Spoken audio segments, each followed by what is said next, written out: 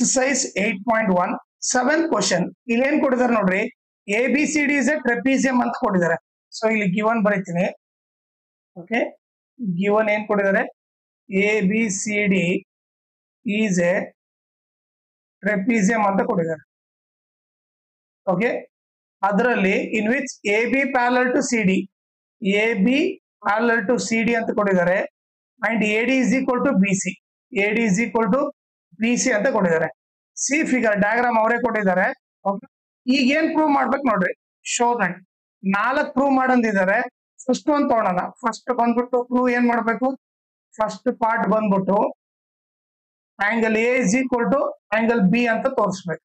Okay, ಈಗ ನಮಗೆ ಅವ್ರ ಕನ್ಸ್ಟ್ರಕ್ಷನ್ ಈ ಡಾಟೆಡ್ ಲೈನ್ ಮಾಡಿದಾರೆ ನೋಡ್ರಿ, ಆ dotted line nothing construction. Okay, construction ಇಂದ ನಮ್ಗೆ ಏನ್ ಗೊತ್ತಾಯ್ತಂದ್ರೆ ಇವ್ರು ಏನ್ ಮಾಡಿದ್ದಾರೆ, ಈ ಸಿ ಬಂದ್ಬಿಟ್ಟು ಎಡಿಗೆ ಪ್ಯಾರಲ್ ಹಾಕಿದ್ದಾರೆ. ಸೊ ನಾವೇನ್ ಬರೋಣ, ಡ್ರಾ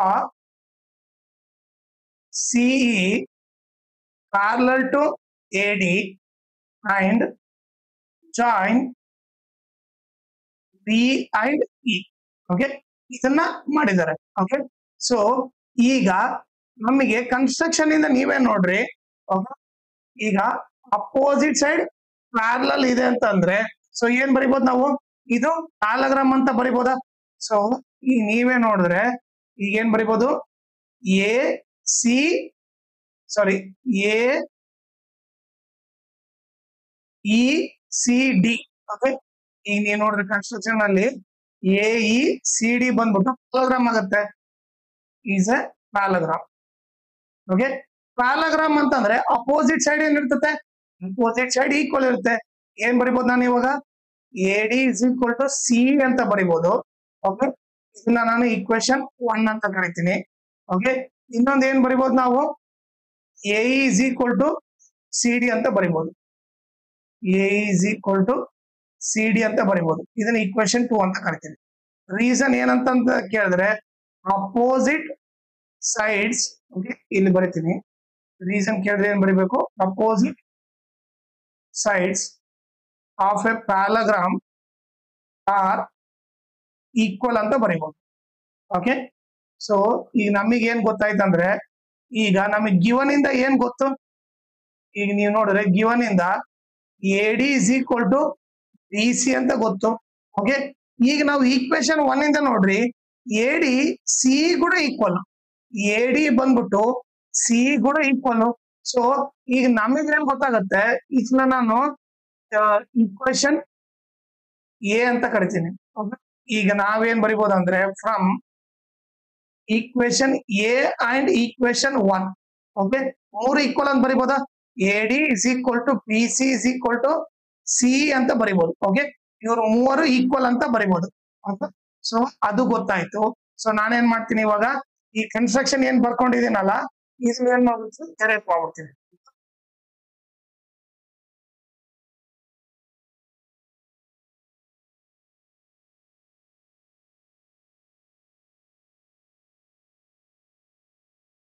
ಓಕೆ, ಸೊ ಇವಾಗ ನಮಗೆ ಒಂದ್ ಏನ್ ಗೊತ್ತಾಗಿದೆ, ಈಗ A D is equal to B C is equal to C ಅಂತ ಗೊತ್ತಾಗಿದೆ. ಓಕೆ,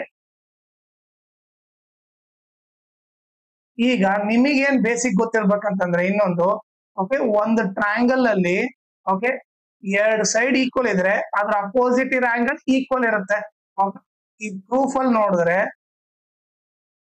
ನಾನು ಈ ಟ್ರಯಾಂಗಲ್ ಬಿ ಸಿ ಇ ತಗೊಂತೀನಿ. ಓಕೆ, ಯಾವುದು ಬಿ ಸಿ ಇ ತಗೊಂತೀನಿ.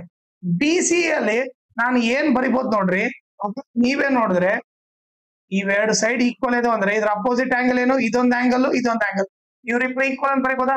ಸೊ ಏನ್ ಬರಿಬಹುದು ನಾನು, angle CE D is equal to angle C D E ಅಂತ ಬರಿಬಹುದು.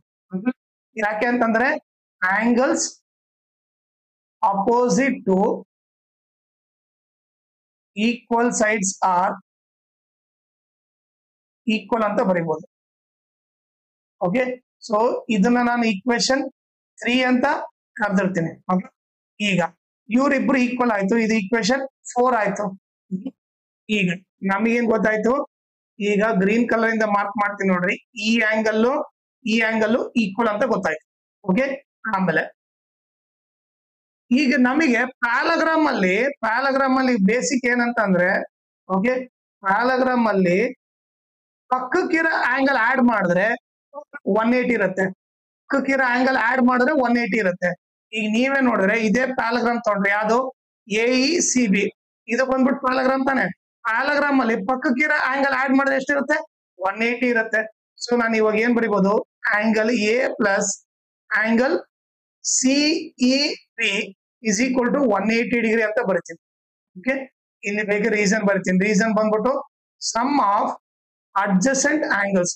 ಅಡ್ಜಸೆಂಟ್ ಅಂದ್ರೆ ನಥಿಂಗ್, ಪಕ್ಕಕ್ಕಿರೋ ಆಂಗಲ್ ಆಡ್ ಮಾಡಿದ್ರೆ sum of adjacent angles in a parallelogram is 180 degree. Okay, ಇದನ್ನ ಏನಂತ ಕರಿತೀನಿ? ಇದನ್ನ ಈಕ್ವೇಶನ್ 5 ಅಂತ ಕರಿತೀನಿ. ಓಕೆ, ಈಗ ನೀವೇ ನೋಡಿದ್ರೆ ಈಗ ಇದೊಂದು ಸ್ಟ್ರೇಟ್ ಲೈನ್ ಇದೆ, ಹೌದಾ? ಇದು ಸ್ಟ್ರೇಟ್ ಲೈನ್ ಅಂತಂದ್ರೆ ಇವ್ರಿಬ್ಬರನ್ನ ಆಡ್ ಮಾಡಿದ್ರೆ ಎಷ್ಟಿರುತ್ತೆ? ನೀವೇ ನೋಡಿದ್ರೆ ಈ ಆಂಗಲ್ ಇವ್ರಿಬ್ಬರನ್ನ ಸೇರಿದ್ರೆ ಎಷ್ಟಿರುತ್ತೆ? 180 ಇರುತ್ತೆ. ಯಾಕಂದ್ರೆ ಸ್ಟ್ರೇಟ್ ಲೈನ್ ಅಂದ್ರೆ ಆಂಗಲ್ 180 ಡಿಗ್ರಿ ಇರುತ್ತೆ. ಸೊ ಇವಾಗ ನಾನೇನ್ ಮಾಡ್ತೀನಿ? ಇದನ್ನ ಆಂಗಲ್ B ಅಂತ ಅಂತೀನಿ. ಈಗ ಇದಿಷ್ಟು ಆಡ್ ಮಾಡ್ತೀನಿ, ಇವ್ರಿಬ್ಬರು ಆಡ್ ಮಾಡಿದ್ರೆ 180. ಸೊ ಇಲ್ಲೇನ್ ಬರೀಬಹುದು ನಾನು? ಆಂಗಲ್ B ಪ್ಲಸ್ ಆಂಗಲ್, ಅಲ್ಲಿ ಏನಿದೆ ಆಂಗಲ್, ಈ ಆಂಗಲ್ ಏನಂತ ಕರಿತೀವಿ ನಾವು? CBE. ಇವ್ರಿಬ್ಬರನ್ನ ಆಡ್ ಮಾಡಿದ್ರೆ ಎಷ್ಟಿರುತ್ತೆ? 180 ಇರುತ್ತೆ. ಓಕೆ, ಎದಕ್ಕೆ ಅಂದ್ರೆ straight line. Okay, straight line ಇದ್ದಾಗ ಆಂಗಲ್ 180 ಇರುತ್ತೆ. ಇದನ್ನ ಏನಂತ ಕರಿತೀವಿ? ಲೀನಿಯರ್ ಪೇರ್ ಅಂತ ಕರಿತೀವಿ. ಓಕೆ, ಈಗ ಇದನ್ನ ನೋಡ್ರಿ, ಆಂಗಲ್ B ನಾನು CB ಇದ್ದಲ್ಲಿ ಏನ್ ಬರಿಬಹುದು? ನೀವೇ ನೋಡ್ರಿ, ನನಗೆ ಈಕ್ವೇಶನ್ 4 ಇಂದ CB ಇದ್ದಲ್ಲಿ ಏನ್ ಬರಿಬಹುದು? CEB ಬರಿಬಹುದು. ಸೊ ನಾನೇನ್ ಮಾಡ್ತೀನಿ? CBE ಇದ್ದಲ್ಲಿ CEB ಅಂತ ಬರಿತೀನಿ ಇಸ್ ಈಕ್ವಲ್ ಟು 180. ಇದು ಎಲ್ಲಿಂದ ಬರ್ದೆ? ಫ್ರಮ್ ಈಕ್ವೇಶನ್ 4 ಇಂದ ಬರ್ದೆ. ಓಕೆ, ಸೊ ಇವಾಗ ನೋಡಿದ್ರೆ ಇದನ್ನ ಈಕ್ವೇಶನ್ ನಿಮಗೆ 6 ಅಂತ ಕರಿತೀವಿ. ಓಕೆ, ನೀವೇ ನೋಡ್ರಿ ಈಕ್ವೇಶನ್ 5 ನೋಡ್ರಿ. ಈಕ್ವೇಶನ್ 5 ಏನಿದೆ? Angle A plus CEB is equal to 180 ಇದೆ. ಈಕ್ವೇಶನ್ 5 ಅಲ್ಲಿ RHS 180 ಇದೆ. ಅದೇ ರೀತಿ ಈಕ್ವೇಶನ್ 6 ಅಲ್ಲಿ ಕೂಡ RHS 180 ಇದೆ. RHS ಈಕ್ವಲ್ ಇದ್ರೆ LHS ಈಕ್ವಲ್ ಅಂತ ಬರಿಬಹುದು. ಸೊ ಈಗ ನಾನು ಇಲ್ಲಿ ಏನ್ ಬರಿಬಹುದು ಅಂತಂದ್ರೆ, ಓಕೆ, ಫ್ರಮ್ 5 and 6. ಓಕೆ, ನಮ್ಗೆ ಇವಾಗ ಏನ್ ಗೊತ್ತು? RHS ಈಕ್ವಲ್ ಅಂದ್ರೆ LHS ಈಕ್ವಲ್ ಬರಿಬಹುದು. LHS ಏನು?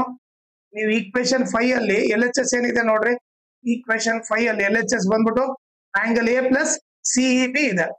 ಅದನ್ನ ಇಲ್ಲಿ ಬರಿತೀವಿ. Angle A plus angle CEB ಇದೆ. ಹಾಗೆ ಆಂಗಲ್, ನೀವು ಈಕ್ವೇಶನ್ 6 ಅಲ್ಲಿ LHS ಏನಿದೆ? Angle B plus angle CEB ಇದೆ. ಈಗ ನೀವು ನೋಡಿದ್ರೆ ಇಲ್ಲಿ CEB ಇದೆ, ಇಲ್ಲಿ CEB ಇದೆ. CEB ಕ್ಯಾನ್ಸಲ್ ಆಯ್ತು. ಉಳಿದಿದ್ದೇನು? Angle A is equal to angle B. So ನಾವು ಫಸ್ಟ್ ಒಂದು ಪ್ರೂವ್ ಮಾಡ್ಬೇಕಾಗಿದ್ದು angle A is equal to angle B, ಅದನ್ನ ಪ್ರೂವ್ ಮಾಡಿದ್ವಿ.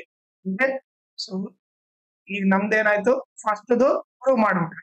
ಓಕೆ, ಈಗ ನಾನೇನ್ ಮಾಡ್ತೀನಿ? ಇದನ್ನ ಎರೇಸ್ ಮಾಡ್ಬಿಡ್ತೀನಿ ಇದಿಷ್ಟು.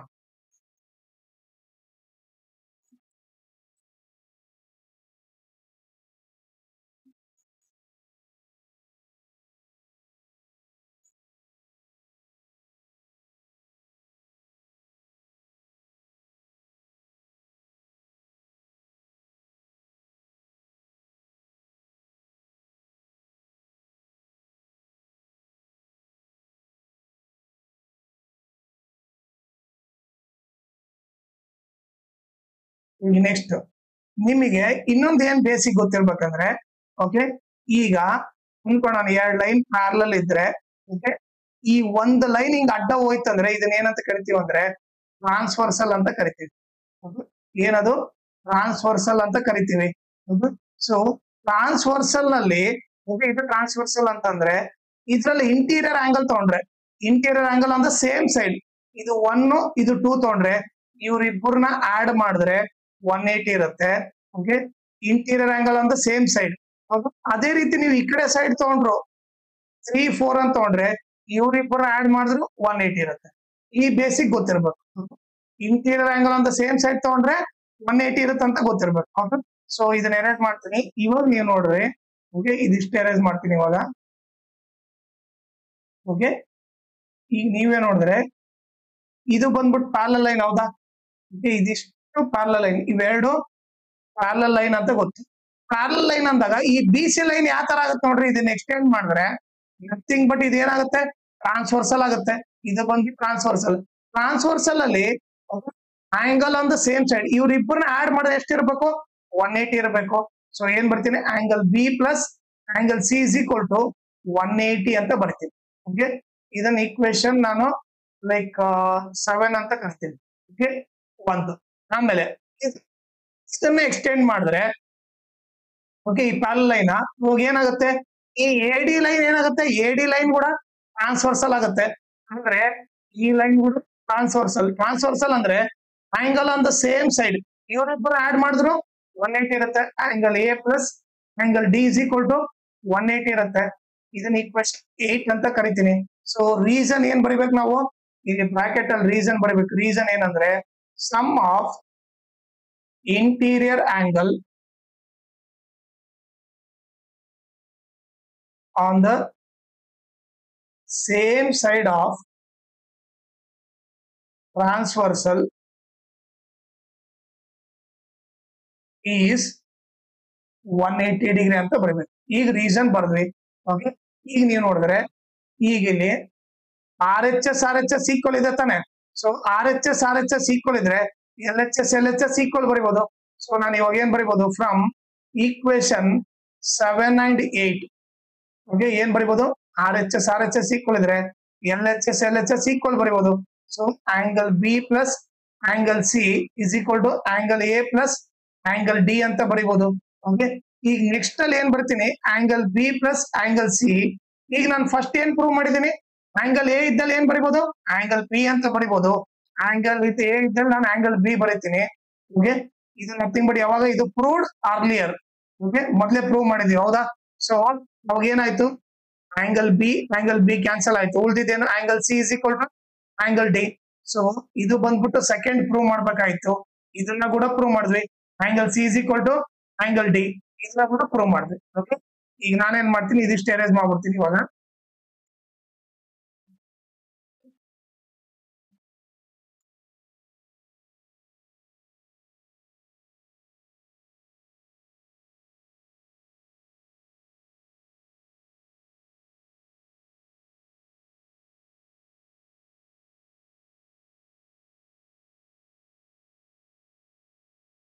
ಓಕೆ,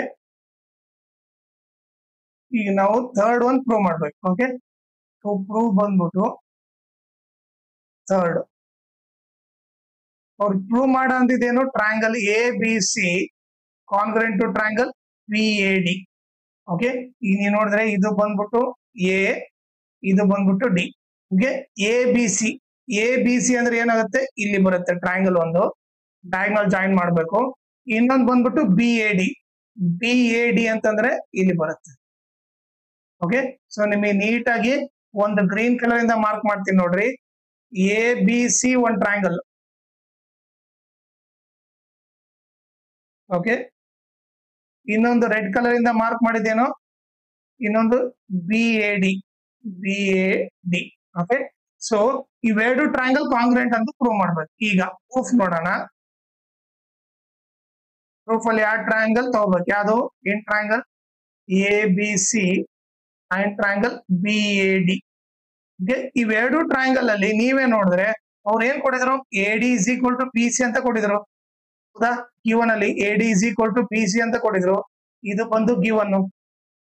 ಓಕೆ, ಆಮೇಲೆ ನಮಗೇನ್ ಗೊತ್ತಂದ್ರೆ ಆಂಗಲ್ ಎ ಎಷ್ಟಿರುತ್ತೋ ಆಂಗಲ್ ಬಿ ಕೂಡ ಅಷ್ಟೇ ಇರುತ್ತೆ ಅಂತ ಗೊತ್ತು. ಯಾಕಂದ್ರೆ ಫಸ್ಟ್ ಒಂದು ಪ್ರೂವ್ ಮಾಡಿವಿ.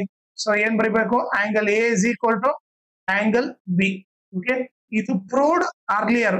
ಓಕೆ, ಪಿ ಅಂದ್ರೆ ಪ್ರೂವ್ಡ್ ಅರ್ಲಿಯರ್. ಓಕೆ, ನೆಕ್ಸ್ಟ್ ಬಂದ್ಬಿಟ್ಟು ನೀವು ನೋಡಿದ್ರೆ ಇವಾಗ ಇವು ಎರಡು ಟ್ರಯಾಂಗಲ್ ಕಾಮನ್ ಸೈಡ್ ಏನಿರೋದು ಎ ಬಿ. ಸೊ ಏನ್ ಬರಿಬಹುದು, A B is equal to A B, ಇದು ಬಂದ್ಬಿಟ್ಟು common side.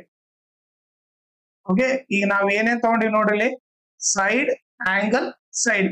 Okay, so side angle side ತಗೊಂಡಿವಿ. ಸೊ ಇವಾಗ ಏನ್ ಬರೀಬಹುದು, triangle A B C congruent to triangle P A D ಅಂತ ಬರೀಬಹುದು. ಯಾವ ರೂಲ್ ಇಂದ? SAS ಕಾಂಗ್ರೆನ್ಸಿ rule. CR ಅಂದ್ರೆ ಕಾಂಗ್ರೆನ್ಸಿ ರೂಲ್. ಇವೆರಡು ಟ್ರಯಾಂಗಲ್ ಕಾಂಗ್ರೆಂಟ್ ಅಂದ್ರೆ ಈಗ CPCD ಏನ್ ಬರೀಬಹುದು ನಾನು? CPCD ಬಂದ್ಬಿಟ್ಟು AC ಎಷ್ಟಿರುತ್ತೋ BD ಕೂಡ ಅಷ್ಟೇ ಇರುತ್ತಂತ ಬರೀಬಹುದು. ಸೊ ಏನ್ ಬರೀಬಹುದು, AC is equal to BD. ಇದು ಬಂದ್ಬಿಟ್ಟು CPCT. ಓಕೆ, ಕಾಂಗ್ರೆಂಟ್ ಅಂದ್ರೆ ಏನು? ಕರೆಸ್ಪಾಂಡಿಂಗ್ ಸೈಡ್ಸ್ ಎಲ್ಲ ಈಕ್ವಲ್ ಇರಬೇಕು. ಸೊ ಅದಕ್ಕೆ AC ಎಷ್ಟಿರುತ್ತೋ BD ಕೂಡ ಅಷ್ಟೇ ಇರುತ್ತೆ. ಸೊ ಅದನ್ನ ಕೂಡ ಪ್ರೂವ್ ಮಾಡಿದ್ವಿ.